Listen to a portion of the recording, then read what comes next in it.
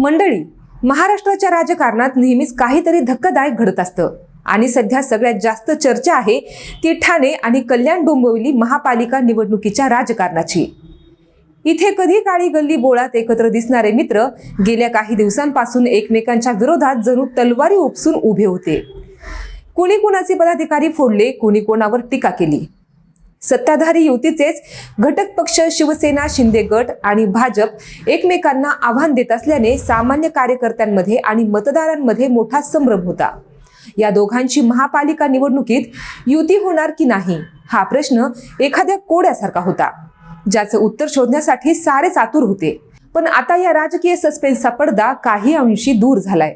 या सगळ्या गोंधळादरम्यान एक महत्त्वाची घडामोड घडली, ती म्हणजे शिवसेना, शिंदे गट आणि राज्याचे उपमुख्यमंत्री एकनाथ शिंदे आणि भाजपचे प्रदेशाध्यक्ष रवींद्र चव्हाण यांची गुरुवारी रात्री बैठक पार पडली।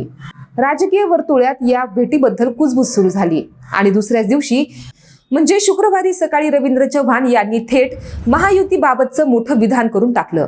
चव्हाणांनी एका वाक्यात सांगितलं की महापालिका निवडणुकीमध्ये महायुती होणार। हे बोलणं जितकं साधं होतं तितकाच त्याचा राजकीय अर्थ मोठा होता, कारण गेल्या काही महिन्यांपासून याच ठाणे आणि कल्याण डोंबिवली पालिकेच्या हद्दीत महायुतीच्या दोन्ही प्रमुख पक्षांमध्ये टोकाचा संघर्ष पाहायला मिळत होता। कार्यकर्ते आणि स्थानिक नेते एकमेकांच्या पक्षातील पदाधिकाऱ्यांना थेट आपल्या गटात खेचत होते। इनकमिंग आणि आउटगोईंगचा गेम इतक्या वेगाने सुरू होता की हे मित्र आहेत की शत्रू असा प्रश्न पडणं स्वाभाविक होतं। विशेषतः भाजप आणि शिवसेना, शिंदे गट यांच्यातील कुरघोडी लक्षणीय होती। नगर परिषदेच्या प्रचारातही हे दोन्ही पक्ष अनेक ठिकाणी आमने सामने उभे ठाकलेले होते। यामुळे युतीत सगळं काही ठीक नाही अशी जोरदार चर्चा सुरू झालेली होती। ठाणे, कल्याण, डोंबिवली, उल्हासनगर अशा महत्त्वाच्या पट्ट्यांमध्ये पदाधिकाऱ्यांच्या फोडाफोडीमुळे दोन्ही पक्षांच्या नेत्यांमध्येही वार प्रतिवार सुरू होते। या तणावामुळे युती तुटणार की काय अशी भीती कार्यकर्त्यांना वाटत होती। या सगळ्या पार्श्वभूमीवर रवींद्र चव्हाण यांनी नागपूरमध्ये झालेल्या पत्रकार परिषदेत जी माहिती दिली ती अतिशय निर्णायक होती। त्यांनी स्पष्ट केलं की युतीसाठी वरिष्ठ नेते अत्यंत आग्रही आहेत। म्हणजेच गल्लीतील नेत्यांमध्ये कितीही वाद असले तरी राज्याच्या सर्वोच्च स्तरावरील नेत्यांनी मात्र युती कायम ठेवण्याचा निर्णय पक्का केलेला आहे। मुंबई, ठाणे यांसारख्या मोठ्या महापालिकांमध्ये महायुतीद्वारेच निवडणुकी लढवण्याचा हा निर्णय वरिष्ठ पातळीवर घेण्यात आलाय।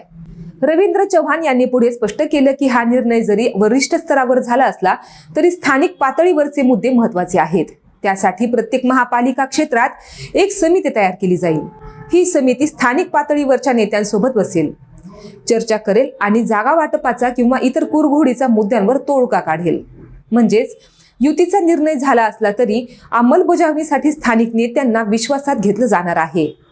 या समितीचा उद्देश स्पष्ट आहे, स्थानिक पातळीवरील मतभेद आणि अडथळे दूर करणे, कारण अनेक ठिकाणी दोन्ही पक्षांच्या नेत्यांनी एकमेकांच्या विरोधात वक्तव्य केलेली आहेत आणि जुन्या वादांचे मोठे गड तयार झालेले आहेत। त्या सगळ्यांवर राजकीय मलमपट्टी करण्याची जबाबदारी या समित्यांवर असणार आहे।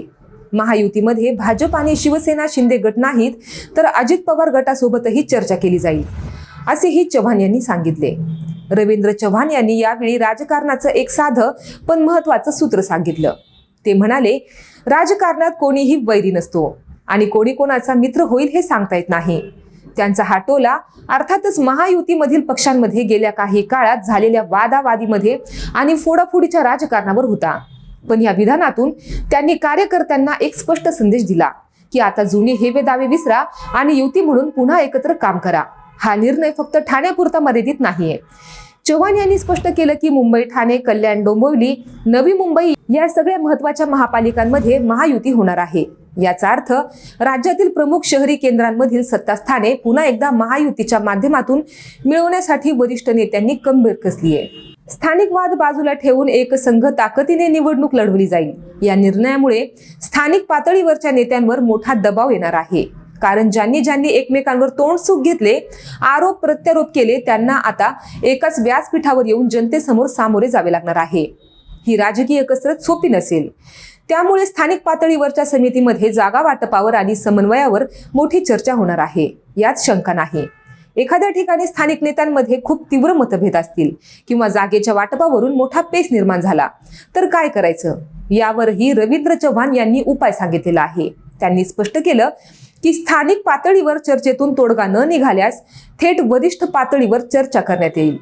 म्हणजेच प्रत्येक अडथळ्यावर राजकीय बजेटमध्ये एक तोडगा काढण्याची तयारी वरिष्ठ नेत्यांनी ठेवली आहे. या सगळ्या घडामोडींचा मूळ उद्देश एकच आहे, महायुतीची एकसंघ सत्ता कायम ठेवणे. महापालिका निवडणुका म्हणजे राज्याच्या राजकारणाची नाडी. या निवडणुकांमध्ये मिळालेले यश विधानसभेच्या निवडणुकीसाठी पक्षांना मोठा आत्मविश्वास देते.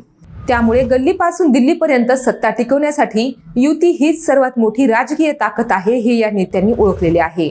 आता कार्यकर्त्यांना आणि स्थानिक नेत्यांना वरिष्ठांचा आदेश मान्य करावाच लागणार आहे. गेल्या काही दिवसात फोडाफोडीच्या राजकारणामुळे जे कटू वातावरण निर्माण झाले होते ते लवकरच मैत्रीपूर्ण वातावरणात बदलावे लागणार आहे. ही राजकीय पॅचअप प्रक्रिया नक्कीच रंजक असणार आहे. आगामी काळात स्थानिक समित्या कशा प्रकारे जागा वाटप करतात, नेत्यांमधील वाद कसे मिटवले जातात आणि महायुती एकसंघपणे मतदारांसमोर कशी जाते हे पाहणे महत्त्वाचे ठरणार आहे. मंडळी, तुम्हाला याबद्दल काय वाटतं आम्हाला कमेंटमध्ये नक्की सांगा आणि आपले पब्लिक कट्टा हे YouTube चॅनल सबस्क्राईब करायला विसरू नका. धन्यवाद.